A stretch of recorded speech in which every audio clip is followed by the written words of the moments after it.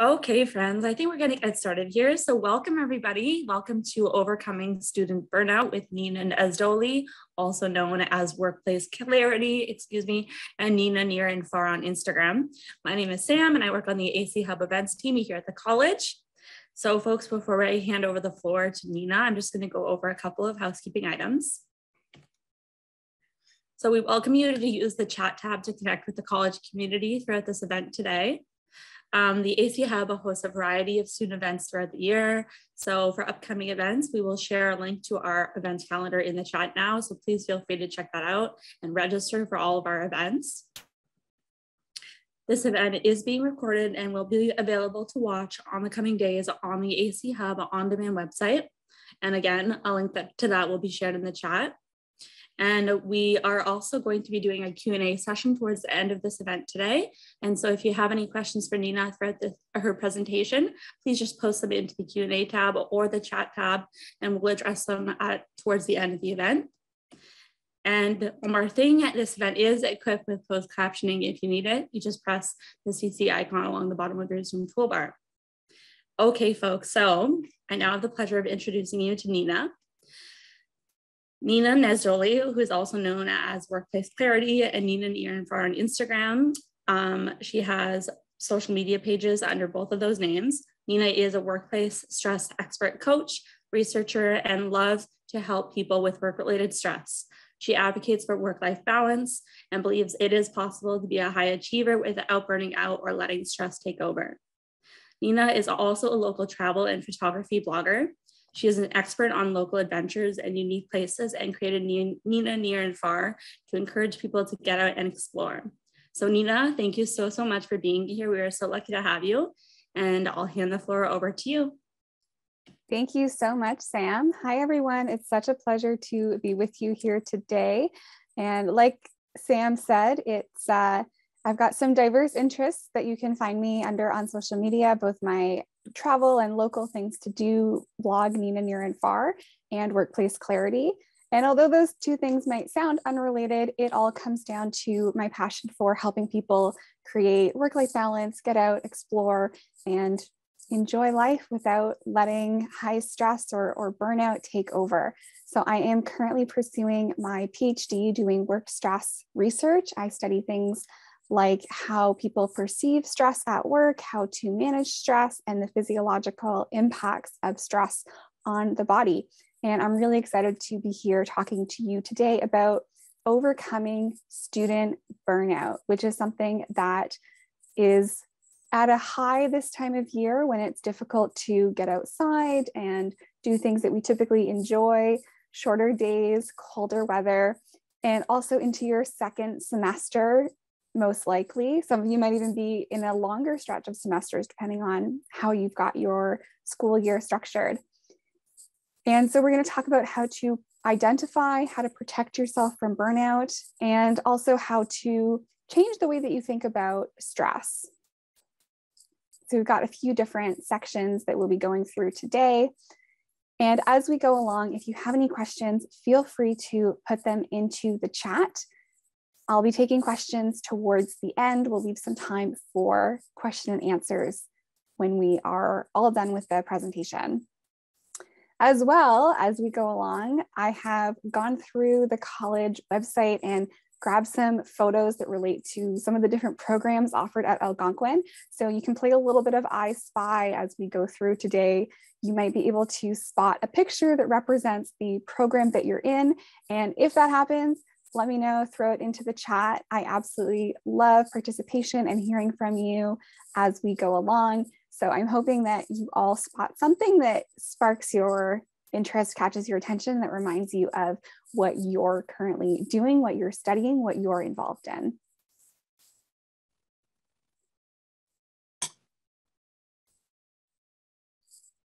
So before we get into the nitty-gritty of recognizing burnout, managing stress, I want to share a little bit about my experience as a student.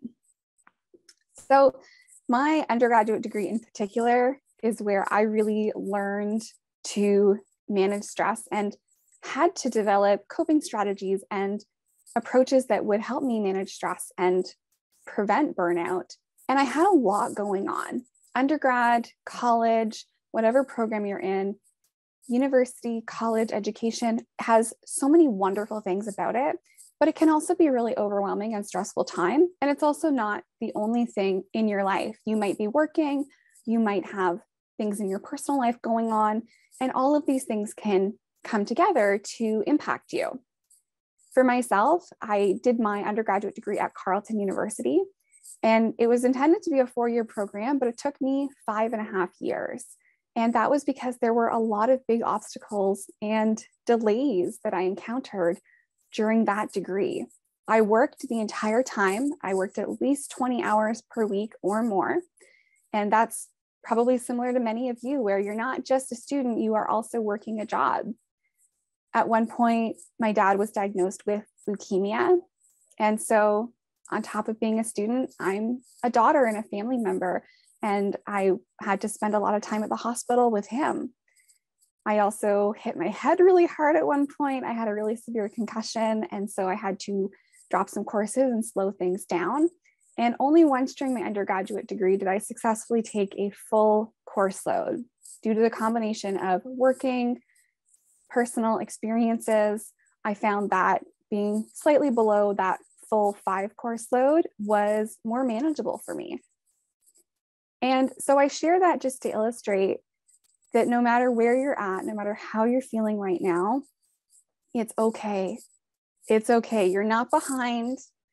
Whatever's going on, whatever you've got in addition to your responsibilities as a student, you might be an employee, you are a family member, a friend. There are other things in your life as well. And if you are feeling overwhelmed by the cumulative effects of school and everything else in your life, that is perfectly normal. It's totally okay. And everyone's journey through obtaining their certificates and degrees looks a little bit different. So for myself, stress management became really interesting for me in about my, I'll say 4th year of my 5.5 years, because I was juggling work, a sick parent, and also my degree itself. And so I got really interested in stress at that point and in how I could take care of myself as a student, as an employee, as a family member, how I could take care of my health and myself and my brain, but still achieve what I wanted to in my education. My education was so important to me. I wanted to learn. I wanted to make sure that I got the most out of it that I could. And so to do that, it was really a matter of understanding what I needed to manage stress, what my body needed, and using those signs so that I could respond and adapt to any stress that I was feeling. So today, that's what we're gonna talk about, is how can you recognize signs of stress and burnout in yourself? What can you do about those things? And how can you start to think about stress in a new way so that it doesn't feel so daunting?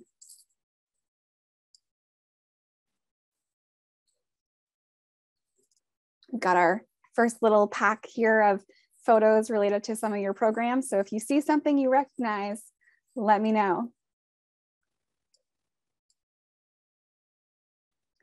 Burnout is typically a work-related phenomenon. That's how it's usually studied from a research perspective. And that's also how the World Health Organization defines it. So it's described as an occupational phenomenon caused by chronic work stress. School, though, is a form of work, right? So although burnout is usually studied in traditional workplaces and organizations, in school, you're dealing with a lot of the exact same things. You've got deadlines, you've got presentations, you need to learn new skills, you might have paperwork to fill out, a lot of similar responsibilities that are going to come up in a workplace as well. So you can see some of the same aspects of burnout come out for students. And as well, some of you are also working at jobs, so you'd be exposed to that more typical definition of burnout where it's in a workplace. But being a student is equally, if not more work sometimes than being in a traditional job. So we can take these dimensions of burnout that were originally created for the workplace and think about how they apply to you as students, as you are studying, learning, doing your projects, and also how they apply across other areas of your life, your work, your personal life, whatever else you might have going on.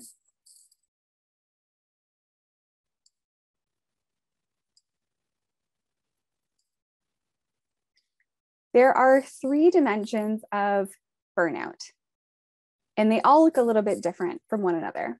The first is emotional exhaustion. The second is cynicism or depersonalization. And the third is reduced professional efficacy. So I'm going to explain to you a little bit more what each of those looks like and what it might look like for you in the context of being a student. So first of all, emotional exhaustion.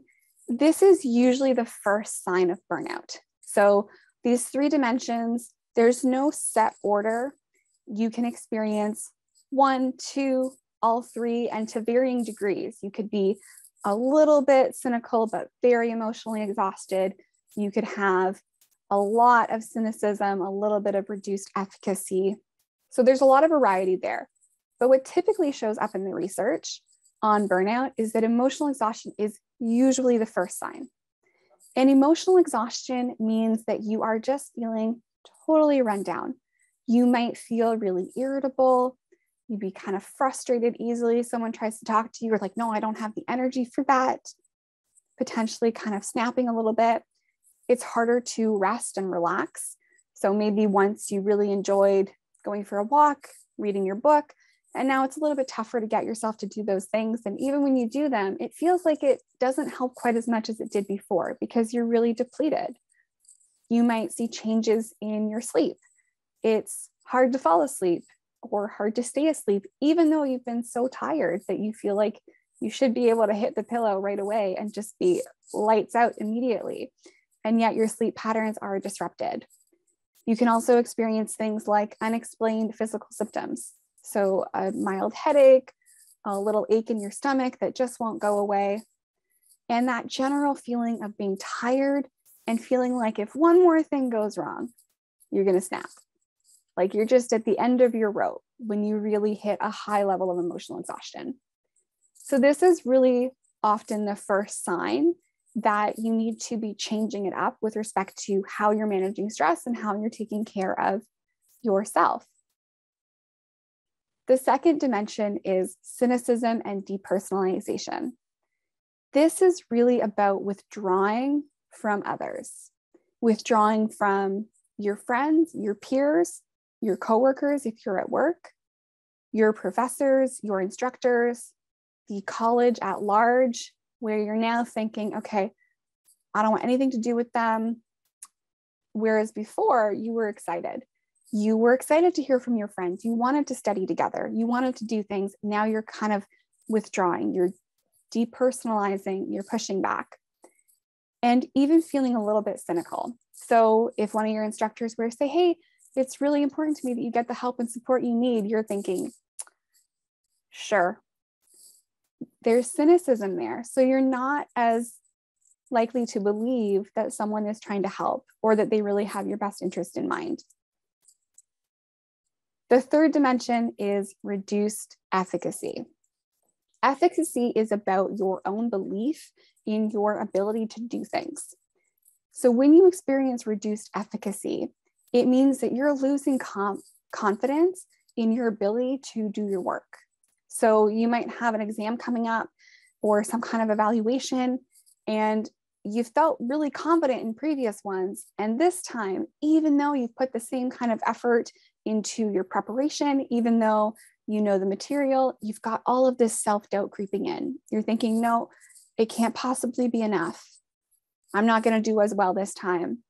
But it's not actually founded on how you're doing. It's coming from that feeling of being really tired and really burnt out and not being able to see the quality of what you're doing and your own work. So if you've ever had that experience of, early on, you felt really confident, you felt like you know things, like you're ready, and then nothing about that really changes. And yet you start to doubt yourself. You start to feel like you can't do it, like you don't know enough, and like you're not going to be able to perform, to get the grades that you need, whatever it is.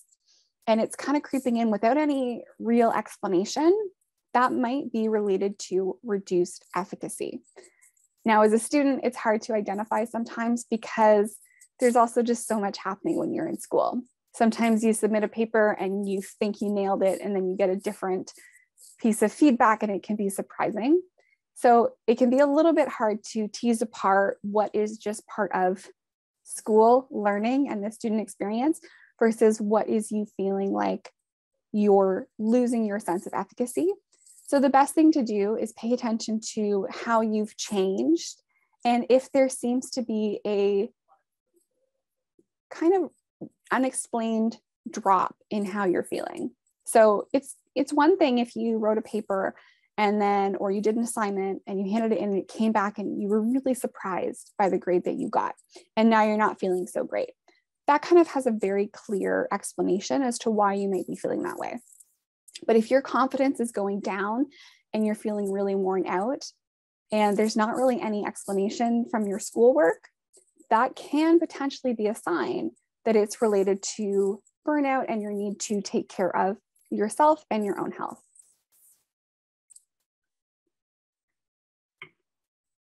So all of these things come together to create what we refer to as burnout. So like I mentioned, you might only be experiencing one of these things. Emotional exhaustion is probably the most common and the one that, like I said, it comes up first typically.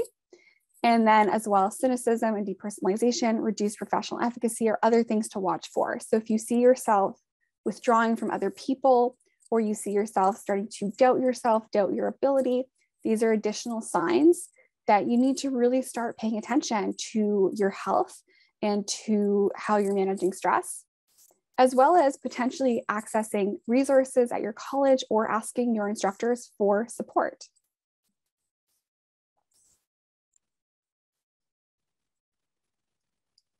So with that in mind, now we've talked about what we're looking for with burnout, what it really looks like. And now we're going to move into talking about some different ways that you can manage stress. So what does it look like to effectively manage stress, release stress, and deal with some of the stress that comes up as a student that might be a little bit unique to some other contexts? Got another set of images here, some fashion, photography, dental.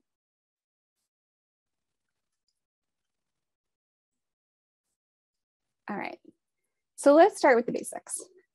As a student, sometimes the basics slip away. Your body needs some really basic things so that you have the resources in you to be able to respond to and manage stress and to meet the demands of being a student. So if right now you're in a place where you're really feeling it, you resonate with all of that, you're like, yep, I am exhausted. I am irritable, frustrated. I feel like I can't keep going. And you are also thinking, yep, I am cynical. I feel like I'm not even sure why I'm here anymore. I'm withdrawing. I don't want to talk to people. And you're losing your sense of efficacy. You're not feeling confident. You are questioning your ability. And you're really deep in it. Just start with the basics. Start simple. Even if you're not experiencing all of those things, but you're tired, you're feeling worn down from a couple of semesters and a couple of really challenging semesters, right? With being online, dealing with the pandemic. And in Ottawa, we've just had a very exciting few weeks, which is unusual for us. It's been very intense. So if you're feeling that and you're right now not doing some of the more basic things, this is a good place to start. Start by getting enough sleep. Start by drinking enough water, eating some healthy foods. That doesn't mean you can't also have chips, snacks, fun food, but make sure you've got some vegetables in there. Throw in an apple so that you're giving your brain some nutrition, and move around a little bit. As students, it's very easy, depending on what your program is, to have those days where you might not move at all if you've got a lot of writing to do, depending on what you're studying. So getting up for a little walk, stretching, starting with some of these basics so that you can bring some of your central health back is going to help you manage stress more effectively. Sleep is probably one of the ones that for students tends to slip the fastest in my experience. But compromising your sleep compromises your ability to learn, and it makes you less productive. So it's actually a really vicious cycle. It might seem like if you skip a couple hours of sleep tonight and you skip a couple of hours of sleep tomorrow and the next day, like it's going to give you more time to get things done. But the cumulative effect of that, as you continue to not get enough sleep, is for you to have that emotional exhaustion and a little bit of brain fog kicking in. The way your brain works, neuroscientists are now beginning to understand that when you sleep, it's kind of like your brain gets a chance to wash itself and take out the trash. So every time you think and everything that you're doing throughout the day, your brain is building up all of these little byproducts, all these little garbage products. It's kind of like if you went through the kitchen and you cook something and you've got now the banana peels, you've got an empty bag of flour. Apparently we're making banana pancakes now. And you've got, your half fill bag of chocolate chips because you were really generous with your pancakes there. And you've got all of these things now that need to be thrown out. Imagine if you left those things all over the kitchen counter forever and you just kept doing it. Here's the thing. It doesn't work that well. Though in your kitchen, you could just walk in one day and say, wow, this has gone too far. I got to do a big cleanup all at once. Your brain is unfortunately not quite as generous. So it's very hard to make up for lost sleep, but it'll have a really big effect on your ability to focus and your health and how you feel and levels of burnout. So make sure that you're sleeping. In addition to that, make sure that you're drinking water, 7-8 cups a day, hydration. Your brain needs that. Your body needs that. You are a majority of water as you are walking around. Most of your body is water. And so if you're not drinking water, you get headaches, you get tired, it's tough to focus. Your brain needs nutrition too, and that's why healthy foods are important. So it's great to eat. Your brain loves carbs, so go for it. And, remembering not to skip meals.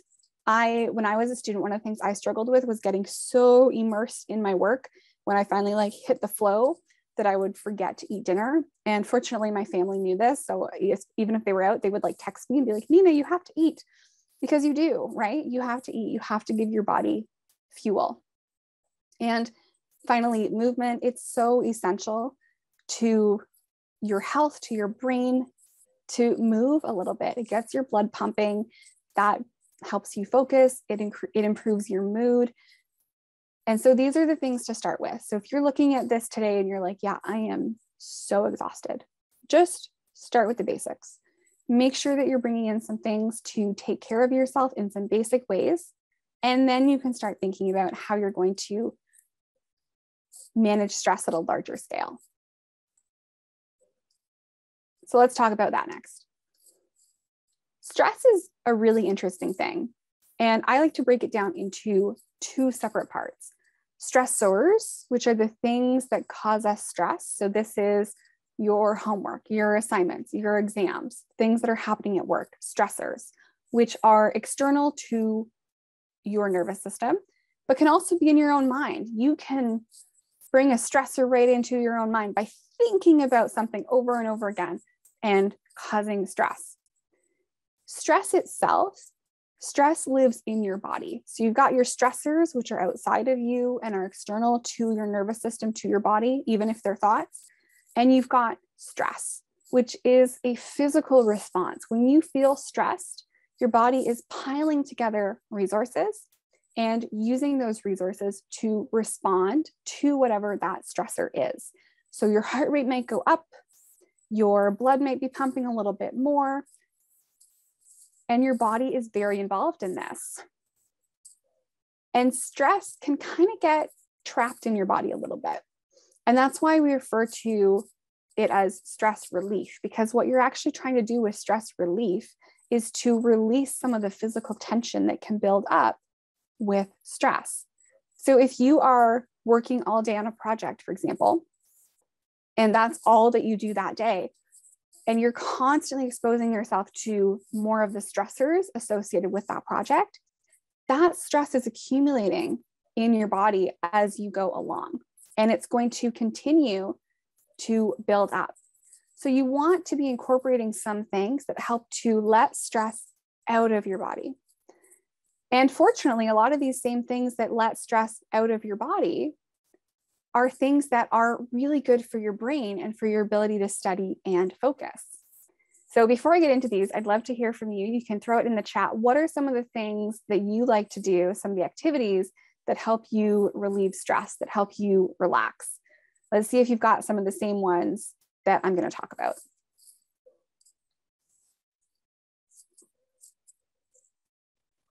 Cooking, very fun. Reading books. Sam says watching ASMR. Is that on TikTok? Do you watch TikTok ASMR? Because I do. Sydney says spending time with family. Netflix, yeah. Watching streams on Twitch, video games. Exercise, listening to music, absolutely. Walking your dog, which can be stressful itself. Yeah, fair enough, fair enough.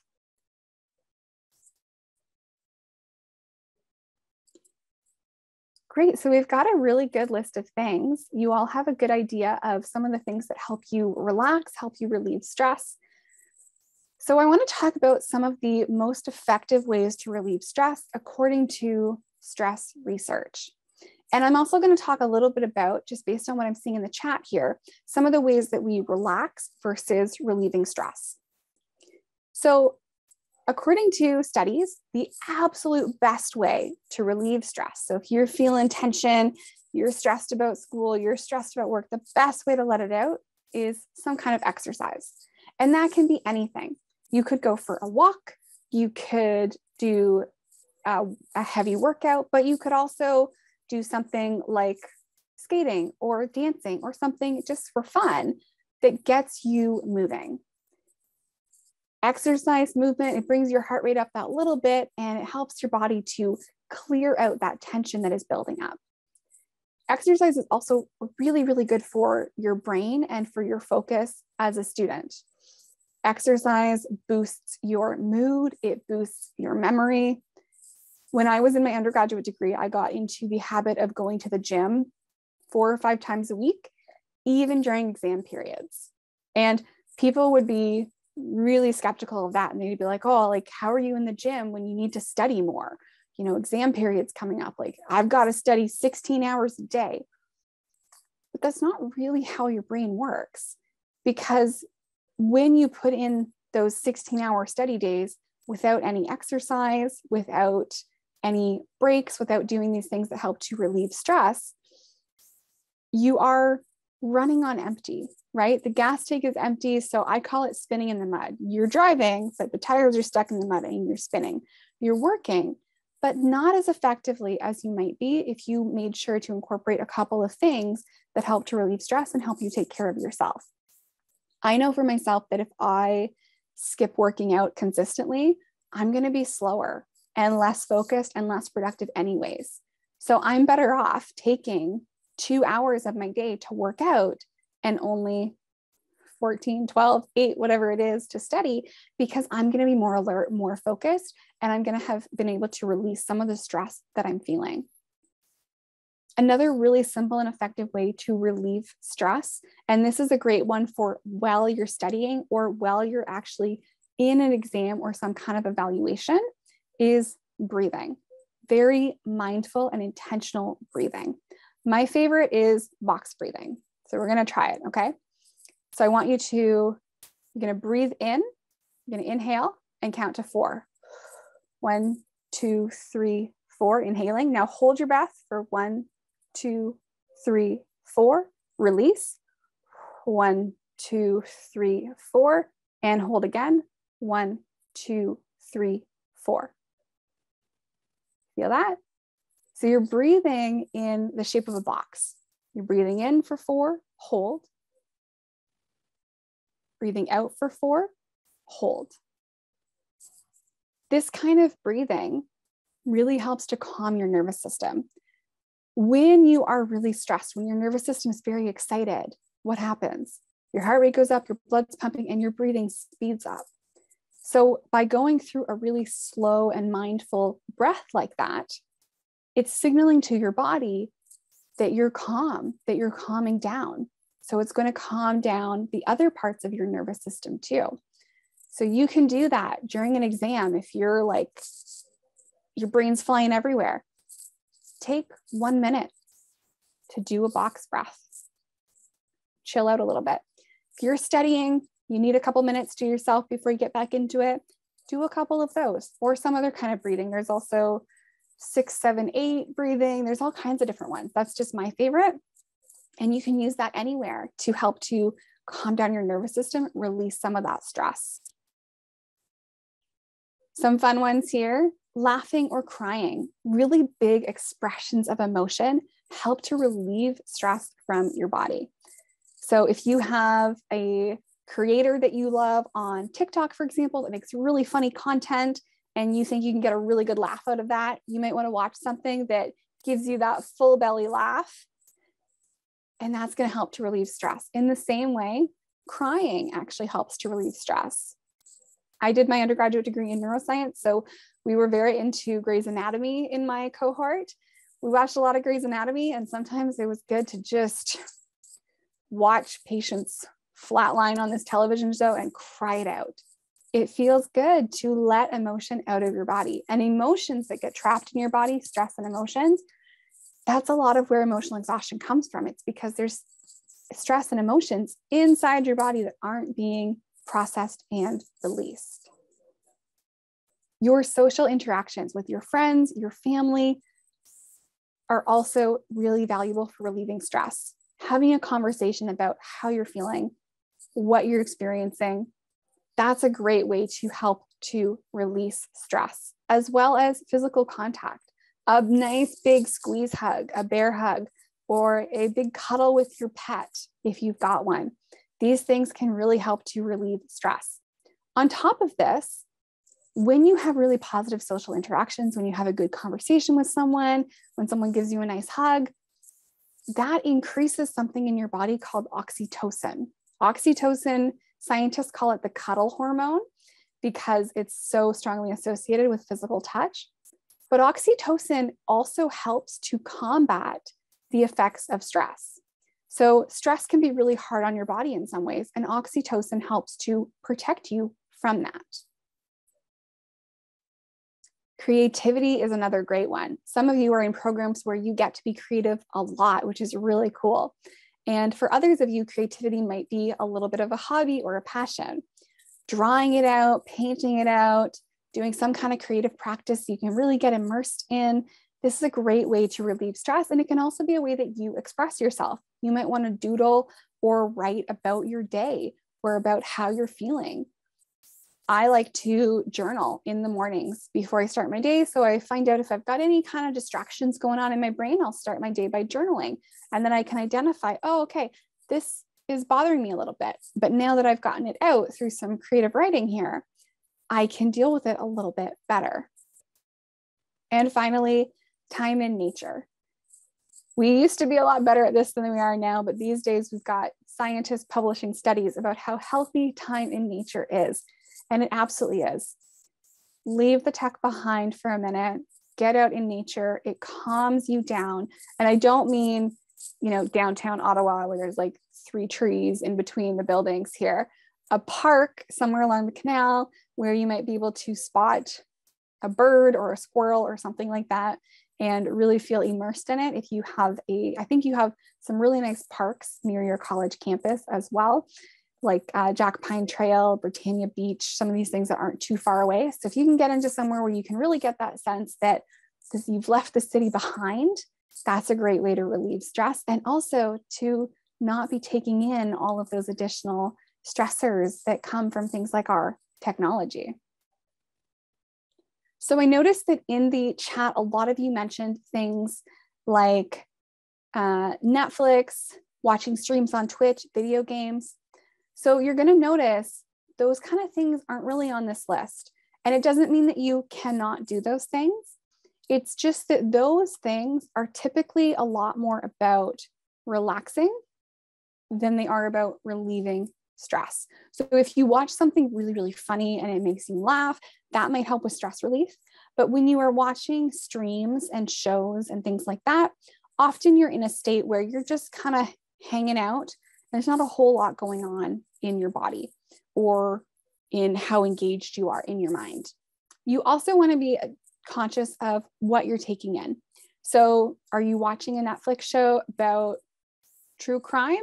What does that do for you? Is that relaxing, or is that something that is potentially adding to the stress that you might be feeling? So it's totally okay. And I love to watch Netflix. I love to scroll TikTok. It's absolutely great to do these things, but enjoy those things in conjunction with some of these different stress relieving activities that really address the stress that exists in your body and in your nervous system. If going on your phone, going on streams on Twitch is currently the only way that you're relaxing, you might notice a really big difference if you tried something from this list in addition to that. So you can still have those relaxing things. That's absolutely okay, but they don't have the same kind of relief of stress from the body that some of these other activities do. Video games, I'm not so sure. Again, I would feel like it depends on the video game. Video game is a very engaging activity, so that can be a great way to distract yourself. And depending on what the game is, it might be great stress relief. But again, you just want to pay attention to what kind of content it is in addition to what that activity is.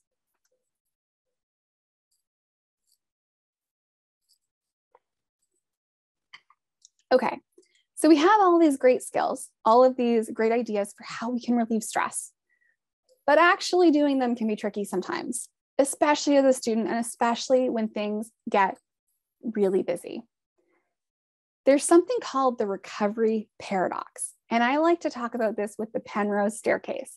Penrose staircase is a visual paradox. These stairs appear to be going up, and yet somehow they're also going down. And this is kind of what happens with the recovery paradox. When you experience a time of really high stress, like an exam period, for example, end of semester when everything is coming due, you need stress management, you need stress relief, and you need your basics more than ever, because your body's got a much bigger load on it in terms of the stress that you're dealing with, the stressors that you are facing. And yet, the research shows that when stress management needs to go up, when we need it most, it tends to go down. When you get really busy at work, when you get into your exam periods, we're less likely to do the things we need to take care of ourselves and manage stress. So what can you do about this? The best thing you can do for this is to establish some habits before you're in these really high stress scenarios and decide on a couple of non-negotiables. So for myself, I mentioned the gym. It did not matter during my exam periods how stressed out I got, how tough my exams were going to be. I was in the gym minimum 3 times a week during my exam periods as an undergrad. And I keep that up now. I'm in my PhD, I did my master's. I work out a few times a week, even when I get to those places in my semester where things are very intense and very, very heavy. I make time for at least a few workouts a week because I know that I will feel so much better if I do that. It's not always possible to keep everything in. During the earlier times of your semesters, September, January, you make plans for your November self thinking that you're going to have time. How many times has it been September and someone says, oh, this is coming up, this event, this party, we're going to do this all this semester, and you start like coming up with all this cool stuff you're going to do, and then you get to reading week or to your midterm self and you're like, wait a second, I made way too many plans. That's a lot, because you have different capacities throughout the semester and throughout different cycles of your job. So early in September, early in January, when things are a little bit calmer, you can do a lot of different stuff. You can get outside really easily. You can be seeing your friends more. You can fit that exercise in, and it's a lot easier to do sometimes. But as the semester cranks up, sometimes some of those things get pulled back on. Don't pull back on all of them, though, because the trade-off to not having any stress relief or any of your basics for your health is that it is much, much harder to deal with stress. It's harder to focus, it's harder to pay attention, it's harder to perform. So although things might slip a little bit as the semester goes on, come up with a couple things that feel really good for you. For me, it's exercise. Maybe for you, it's a creative hobby that you do every weekend. Maybe you are going to have a non-negotiable day with your friends once a week, something that stays there, even when your semester gets really crazy, because it's worth it to have that stress relief and to have those boosts for your brain and for your body so that you can be your best in your courses anyways.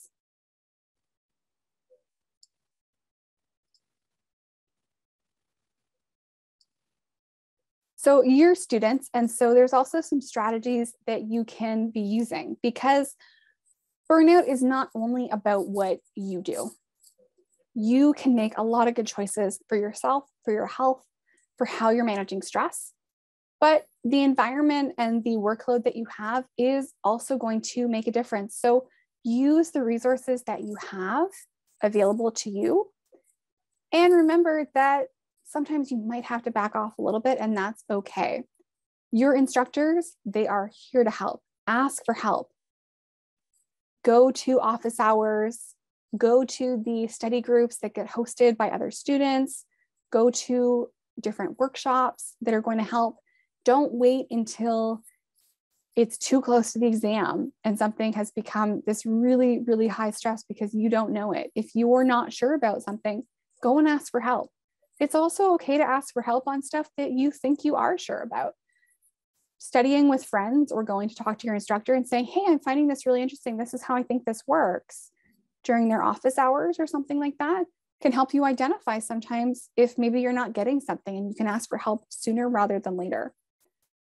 In the face of more major events, if there's something going on personally, if there is some kind of health or personal crisis, it's okay to ask for extensions. How an instructor responds to that is going to be up to them and might depend on some different factors, but there's no shame in asking for extensions if you've got something going on. I had to ask for so many extensions when my dad was in hospital, and I was really fortunate to have instructors that were really supportive of that.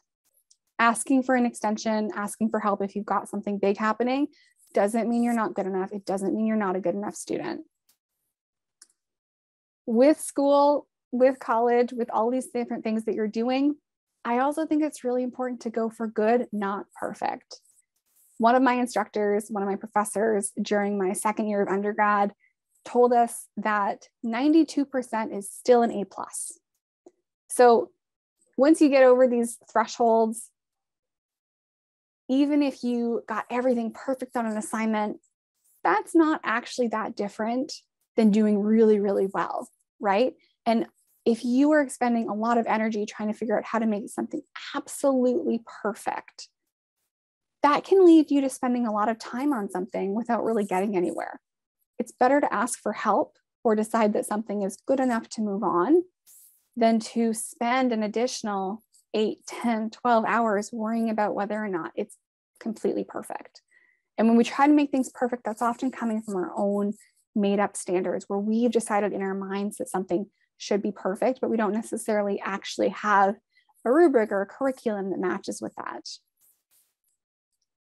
Now you're here today, so I know that you're already the kind of group that comes to these workshops, and I hope that you continue to do that, because things like that can also help you to study better. Going to workshops, learning new skills. I went to a lot of workshops at the library when I first started my undergrad, so that I knew how to write papers, I knew how to cite things. When it comes to anything that you want to remember, a great way to study better is to quiz yourself. Forced recall, forcing yourself to remember something, is the most effective way to learn. So you want to get together with friends, create some quizzes for each other, put yourself in situations where you have to remember things. That's a really great way to learn. And finally, take breaks. If you have been studying for 3 hours straight, or you've been working for 3 hours straight, I promise you, you are not at your most productive. Your brain just doesn't work that way. You can be really focused for about an hour, and then you need a break. Otherwise, spinning tires in the mud. You're still driving, but you're not getting anywhere. So take frequent breaks, throughout the day, sometimes shorter breaks between your bursts of studying, sometimes longer breaks to get outside, to move around.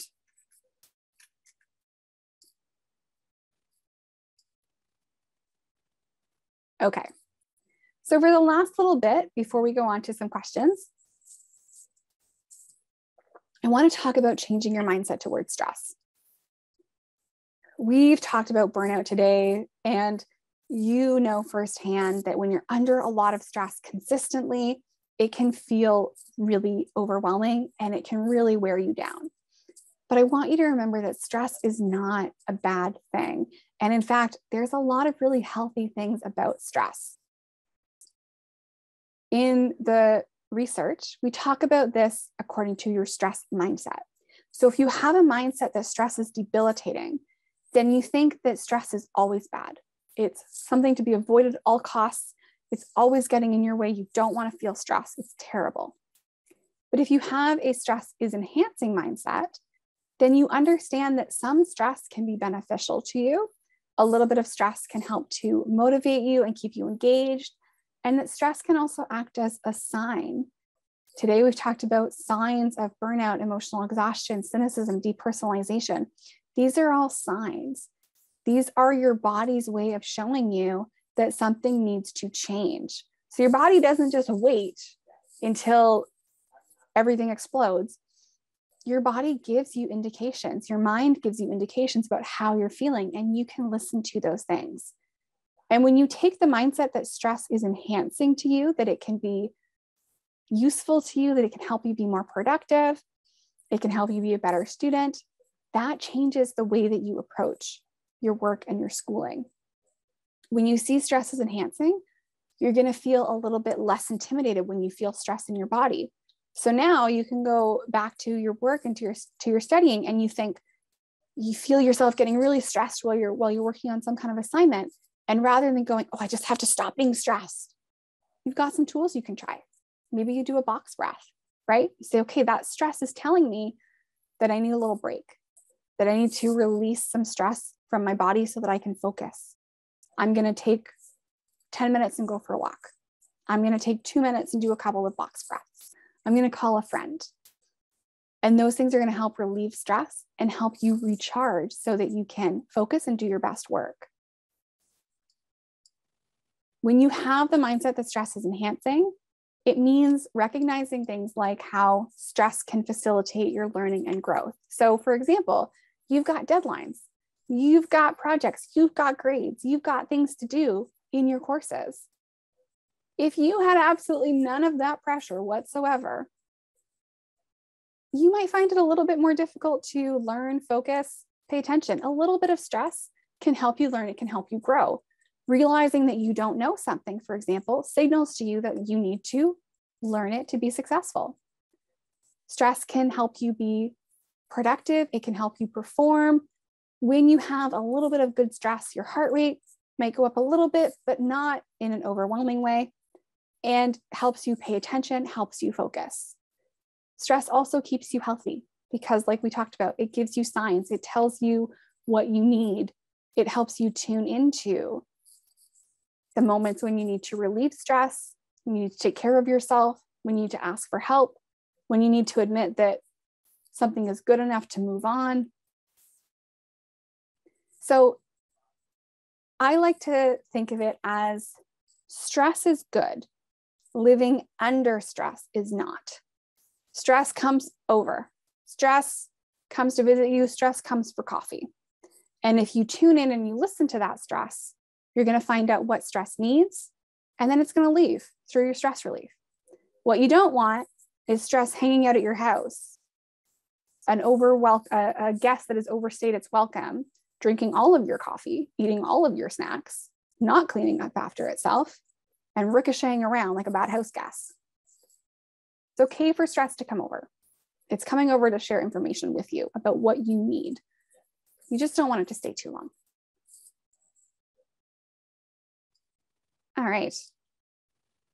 So today we've got some strategies. We've talked about how to identify burnout, what it looks like. We've talked about some of the basics that you're going to start with if you are currently in a place where you really just need to pay a little bit more attention to your health and your energy. You've got some stress relief strategies and some strategies to address as a student. And you've also now are thinking a little bit about your stress mindset, how you're going to think about stress going forward so that it can really help you succeed as a student. All right, so let's take some questions with that. Okay, Nina. So I do have a question here in the chat, and it is from Maddie. And I think she is part of the faculty, or they are part of the faculty. So she was asking, this is very useful for students, but for faculty, having to deal with a lot of students is also stressful. Can a lot of the things that you talked about today, Nina, can that be applied also to like teachers and faculty members? Yeah, absolutely. So the science of how stress is relieved from the body is consistent whether you're a student or a faculty member. And today we really focused on just kind of good practices for taking care of your health and yourself. As a faculty member, what you're talking about with having lots of students yourself, that's also stressful.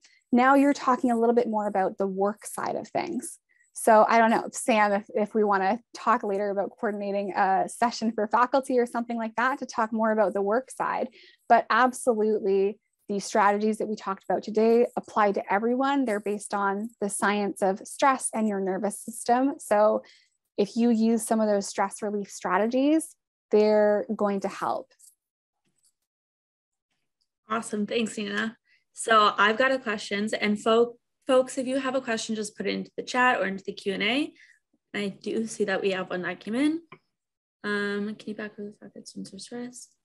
Oh, okay. So Maddie, sorry to follow up, Nina. Maddie asked, so students are stressed, which makes them stressed, and they want to help. So I'm not sure what your question is there, Maddie, but I guess just, Nina, like, I guess when you're feeling other people's stress, how that can also contribute to your stress and then eventually burnout.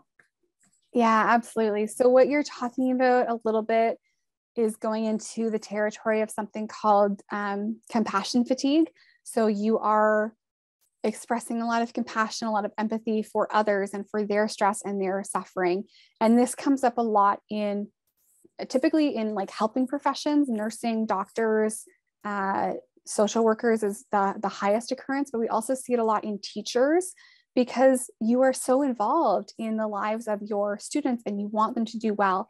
And so you can experience this stress that they're going through as your own, and that can wear you down in a lot of different ways. So for that, it becomes really important to look for ways to set some boundaries between your emotions and the emotions of your students, which is easier said than done thing, especially with only a couple minutes left to answer questions. But it's remembering that your students' experiences are their own and focusing on your experience. So we talked about these different ways to relieve stress through what you're writing down, for example, through having conversations. Focus on how you feel about the stress of the students. So what I mean by this is if you go home and you're, talking to your roommate or your significant other and you're saying, this happened to one of my students, this is what happened to them, this is what they experienced, this is how they felt, this, all of these things. Right now in that, you're in their stress experience. You can't release that because it's theirs. So you need to move into your own and say, okay, a student came to me today and they told me a story where they lived in center town during the occupation and the horns were blaring. It was really hard on them. And I felt really overwhelmed hearing that. That was really hard on me because I care about this student. Focus on your experience, because when you focus on your experience, you can feel it and release it. When you focus on your students' experiences, that's a stressor that you can't really process as effectively. But yeah, for certainly, maybe Sam and I can talk about something we can do for faculty to get into this more at another time. Thanks, Nina. I can certainly relate to that, Maddie. I'm an empath, and so I like very much draw people's energy into my own. And so I'm working on setting up those boundaries and focusing on my experience rather than everyone else's experience, which can be extremely draining and can lead to burnout and lots of stress. So definitely relate, Maddie. Okay, Nina, so I don't know. Oh, let's see. Okay, Maddie just said thank you. Okay, awesome.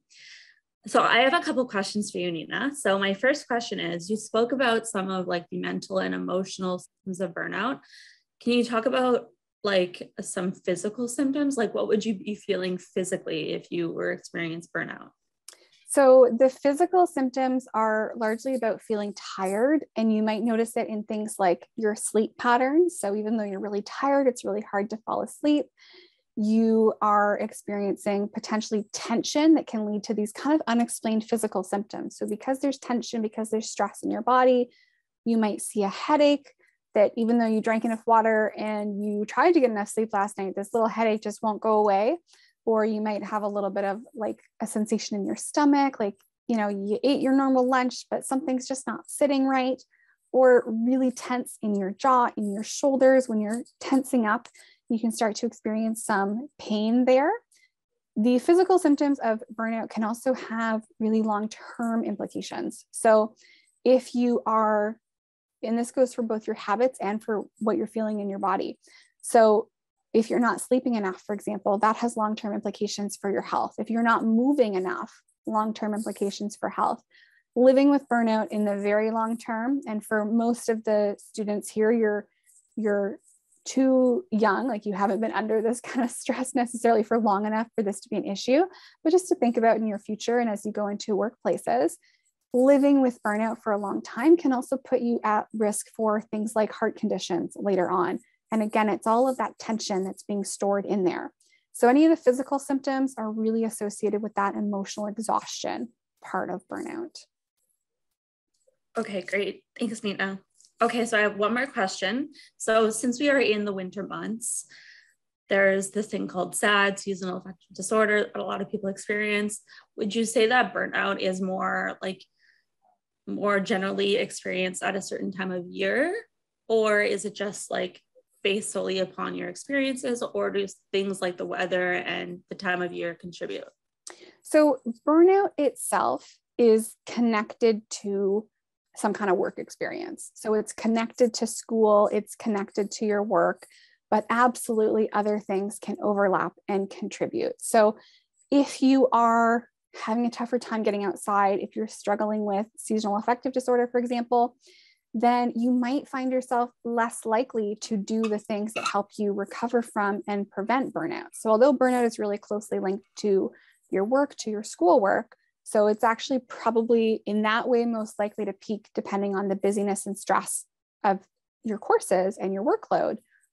It can be harder to prevent and manage depending on personal factors, the season, and other things like that. So in the winter months in particular, in Canada, especially where we get really dark and we all start loading up on vitamin D, we stay inside a lot in the winter, right? And we naturally tend to see people less. And similar to the recovery paradox, you need those things more because we have them less from our environment. So if you have consistently noticed that you are someone who feels a little bit down in January and February, think about that. What do you maybe want to try this January, this February, or March that is going to help to offset that? So for example, for myself, I have discovered that I am not myself in shoulder season. I love summer because I love to bike. I love winter because I love to skate, but November, not my friend. March, not my friend. It's not cold enough to skate. It's not warm enough to bike. And movement is so important to me. That makes a really big difference for me. So I've noticed this cycle a couple of times. And at first I thought it was more pandemic related because we've also kind of had some lockdowns coincide with those times in the last couple of years. But this past fall, I decided to try something. I thought, okay, I often go through this slump in the late fall to like early winter in November. I also see my friends less because I often bike or skate with my friends. So I thought, okay, I'm going to try something new. And I signed up for a dance class. It helped immensely. It meant I was getting out of the house, I was moving, I was interacting with some people, and it had a huge positive impact on my mood. I didn't go to dance class in January or February because I went skating all these months, but I'm going to go back in March. So if you notice things about your cycle, about how you're feeling, your mood, like the cycle of your mood and your energy, think about these different ways to relieve stress and how you might be able to kind of fortify yourself during those times.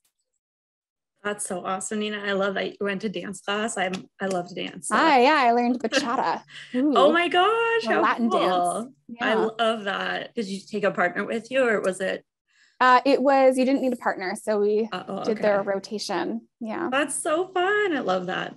Okay, folks. So that is all we have for today, but thank you so much, Nina. That was so informative and very helpful. So be sure to connect with Nina at Workplace Clarity on Instagram, and we'll also share her website there, and also at Nina Near and Far. It's more of her travel and lifestyle and all that blog. So folks, thank you again for joining us. Thank you so much, Nina. That was really, really awesome, and have a great rest of your day, everyone. Thanks so much, everyone. Take care. Bye, Nina. Thank you.